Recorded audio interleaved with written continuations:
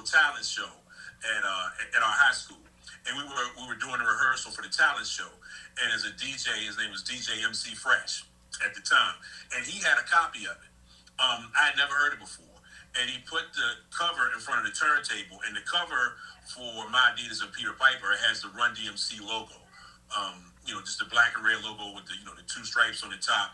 I've seen that logo before because they had it on T-shirts and things like that, but it never been used really to promote the group. So that was the cover, was the logo. Okay. And I remember him. I think I heard My Adidas first, and then when he played Peter Piper, I can remember very vividly. It was incredible because we hadn't heard anything like that before. Now, if you're from the boroughs and you heard like the tapes that existed before rap records, that's what Peter Piper sounded like. Because you got to remember, before 87, 86, rap records were either drum machine based or the very early ones were like a band trying to replay a breakbeat, right? Exactly, yeah. So other bands had tried to replay.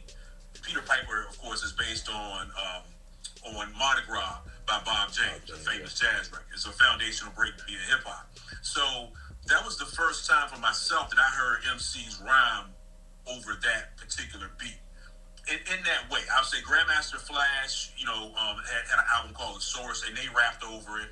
And if you heard some old school hip hop tapes, and you're from, most likely from the boroughs, if you heard those, you heard somebody rhyme with Peter Piper. But to hear it in a commercial sense, with the kind of popularity that was behind it, on an independent label that was operating as a major, and sonically what it was, and what it was as far as running D in there back and forth, and the synergy they had.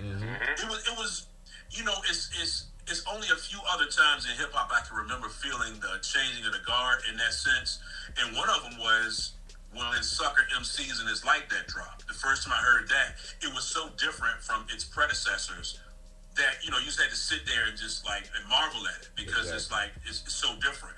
And that's what Peter Piper and My Adidas was. It was more so Peter Piper because it had a sample. My Adidas was just a drum beat, but it was a clear separation of the drum machine era going into the sampling era. This wasn't the first song to have a sample, but it did kick in that door for the sample era, which would, of course, PE and everybody else would come through the door after that. Big Daddy Kane, KRS-One, a whole new school was coming in. So it was incredible to hear it for the first time. Right. It changed the sound moving forward for hip hop. Yeah, because like he said, 100%.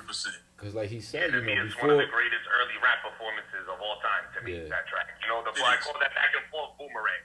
Because, you throw the boomerang, comes back, it's just something I made up, so that's what I use. But it's one of the illest tracks in that boomerang style, you know what I'm saying? And the beat is no hook, it's pure MC skill showcasing on that track, man. I love that fucking track. One of the illest tracks.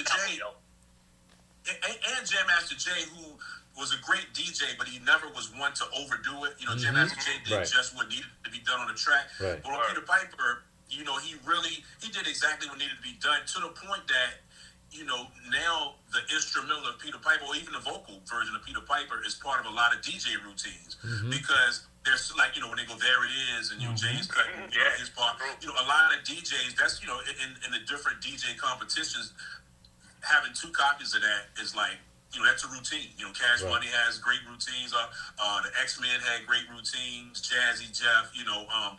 That speaks to how dope that record was. Absolutely.